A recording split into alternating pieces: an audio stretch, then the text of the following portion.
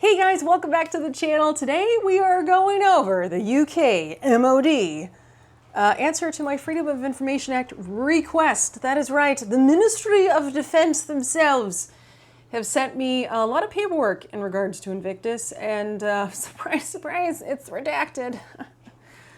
Because we're not used to that at all. If you're new here, I did go and I looked into the Invictus budget for the Vancouver Games, which was $63 million for a little over 500 participants. That's right, $117,000 was spent per player for 9 days.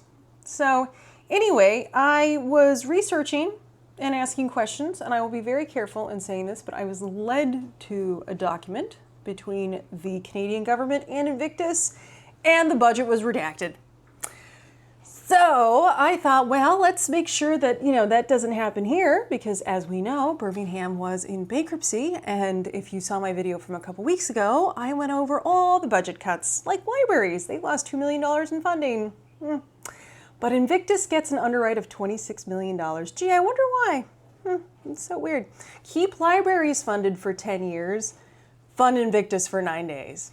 Anyway, you're going to see the letter that I emailed them. Then you're going to see the documents that they sent in response, and we're going to go over the redactions. And I worked out like one number. That was that was it. But I don't know what it's for. So anyway, we're going to go on this journey together. And then at the very end, I'm going to put the beautiful FOI email address for you to copy down.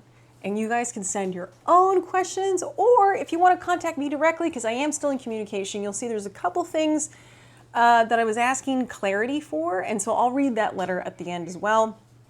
But if you are like, hey, she missed this or she missed that, or if you want to contact me directly, you can do so on my website on montecito.minimalist.com, where I have my wonderful Recollections May Vary collection, my Montecito Yacht Club collection. It's my little store, so if you want to support me in other ways, you can go and shop there as well. They are done by printers all over the world, which is really cool. So if you're international, aim for the sweatshirts and t-shirts because they weigh less, and I have printers overseas that can print those for you.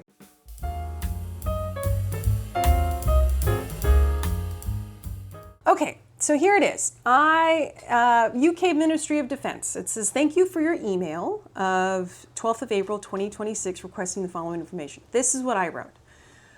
I am requesting electronic copies of recorded information held by the Office for Veteran Affairs and/or the Cabinet Office relating to public funding, planned expenditure, and financial commitments connected to the Birmingham Invictus Games 2027. Please provide the following information. The total amount of public funding that has been approved, allocated, pledged, committed, or paid in relation to the Birmingham Invictus Games 2027. A breakdown of that funding by source, including but not limited to Office of Veteran Affairs, Cabinet Office, any other UK government department, local authorities, arm's length bodies, public grants, or publicly backed funds. A breakdown of planned or actual expenditure for the Birmingham Invictus Games 2027, including any available categories such as venue costs, ceremonies, security, travel, accommodations, food, catering, staffing, consultants, contractors, media broadcast, communications, PR, marketing, athlete and family support, administration and overhead.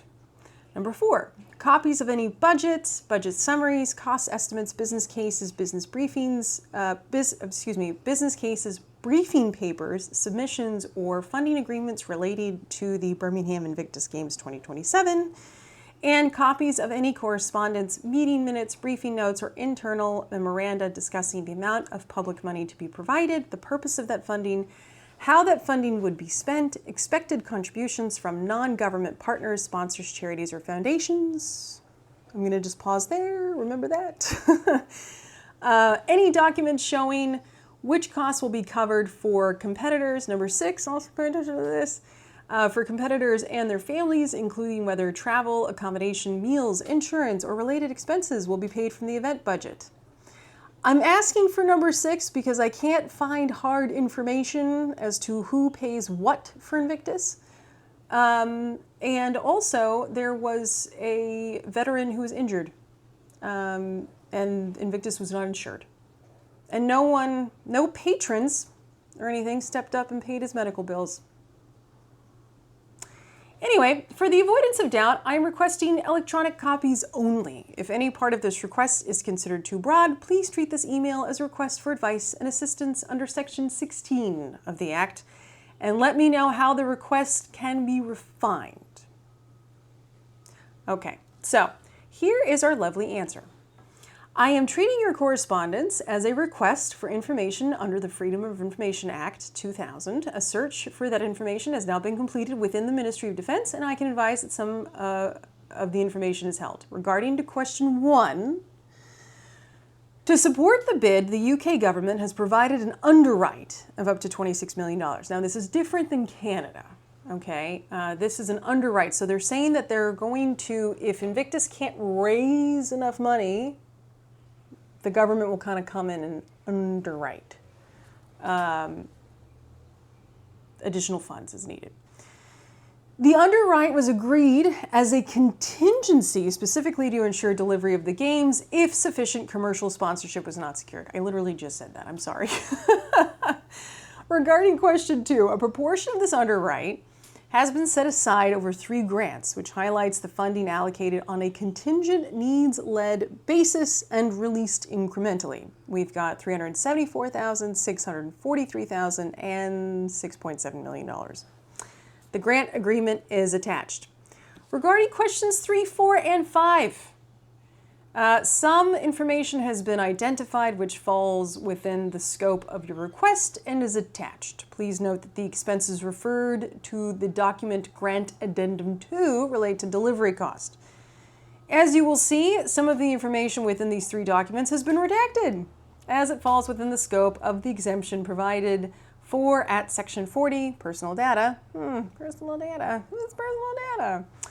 And Section 40, Section 2 has been applied to some of the information in order to protect personal information as governed by the Data Protection Act of 2018. Now, Section 40, parentheses 2, requires that the department conduct a balancing exercise. This exercise involves balancing the rights and interests of individuals against the legitimate interest in disclosure. This is not the same as carrying out the public interest test associated with certain exemptions in FOIA. The balancing exercise is carried out in order to decide whether the exemption in Section 40, parentheses 2 is engaged. In particular, there's no assumption of disclosure in the legitimate interest as there's with qualified exemptions. The outcome is balancing exercise by third-party information attached. All right. Whew, that's the legal language. This is where I'm like, it's a little weird. I'm just gonna say this is a little weird. All right. Well, I should not put my own personal opinions in this because I try very, very carefully not to do that. But let's just go over it together. I'm curious to know your thoughts. Some of the information has been redacted, and a further 4 of the documents identified fall entirely within the scope of the exception provided for at Section 43, parentheses 2 of the FOIA, commercial interest, as the Ministry of Defense considers disclosure of the information would be prejudicial to its commercial interest. As Section 43 is a qualified exemption, I have carried out a public interest test. Here it is. I recognize that there is public interest in openness and accountability in the use of public funds, and disclosure would enable the public to scrutinize public spending and provide clarity around value for money. Yeah. However, this is the but, however,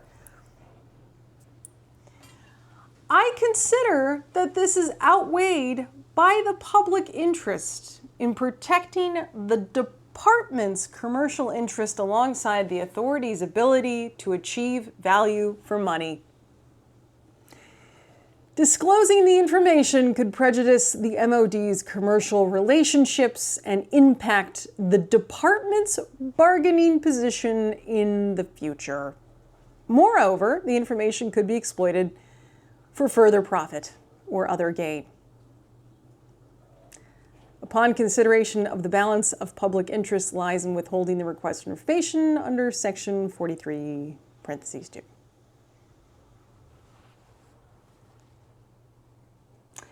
When I read that to my darling husband at the breakfast table, he said, you know, the title of your video should be Ministry of Defense, Trust Me Bro. And that's kind of, I mean, he's not really wrong. Further, 8 documents were identified which fall entirely under the scope of Section 41 confidentiality. These documents were produced and shared by a third party, and their disclosure would constitute an actionable breach of confidence. Consequently, these documents will not be disclosed. Section 41 is an absolute exemption, which means there's no requirement to conduct a public interest test. Regarding question 6, remember the, hey, are the veterans housed? I can advise no information is held. Under Section 16 of the Act, you may wish to be aware that there are some costs relating to Team UK funded by the RBL, and then they give you a nice little website. So that's nice. And then it tells me if I'm not satisfied, I can respond, which is great. Attachment 1, this I found interesting because they left the notes. You know how like you can have the notes on there? So if you see this like little red here, this is the paper which was sent to the AFCFT, which I thought was interesting. Now, there isn't too much here. You know, a lot of this is just sort of, this is the aim of the games, this is what the games do, this is, you know, what it is, where it sits. So the board's going to be established. There's a note here, members of the board will be unpaid, but able to claim expenses. Okay. It talks about how the board's going to be established. And then they have an executive team already. Again, all redacted. All of these are Googleable, though. I don't know if that's a word, but yeah, so those are all, you can go and look all these people up already. Stakeholder group.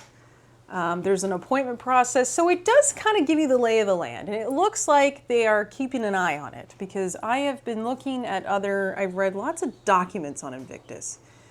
And I didn't see anything like as in-depth. Now, this might also be because I'm like at the beginning of it. But here's another interesting thing, is the governance. So there's 2 options that they are currently contemplating for a governance structure. So here's the first one. I'm going to move out of the way because I'm going to try to do the news broadcaster thing. So if you guys see me leaning, you guys know why. And if I accidentally do this when I don't have anything up there, I'm very sorry. I'm still learning the lay of the land. All right, so here we go. We have governance structure. Now here it says His Majesty's government goes into the Armed Forces Covenant Funds Trustee Company, and then that reports, you know, Invictus Games will report to the Armed Forces Covenant Fund and Trustee, and then they will report to His Majesty's government. So I found this interesting. So they are still trying to contemplate how to actually run this, because this is version 1.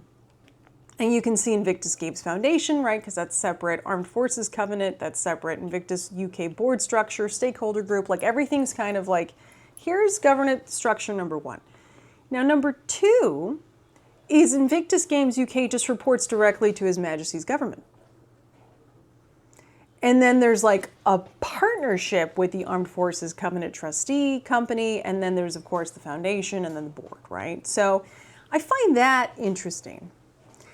And then if we go down here, you actually have advantages and disadvantages. So and of course, advantages, what I'm looking at is the disadvantages.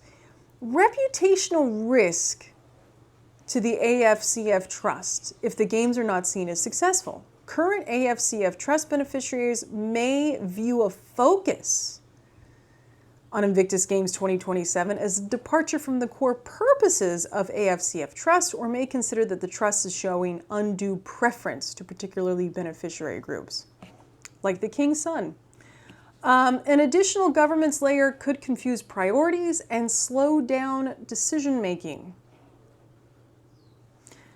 Standalone, disadvantage here, removes 1 layer of governance from the government.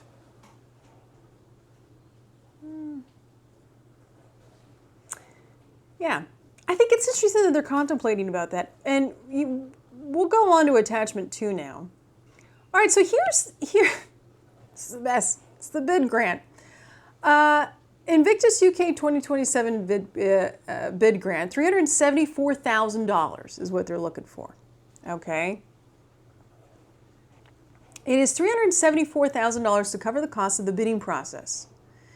This activity has included development of the bid, including planning work and stakeholder engagement, business development work through the commercial strategy, website development, social media, digital and creative content, video production, announcement level, legal costs, room hire, travel.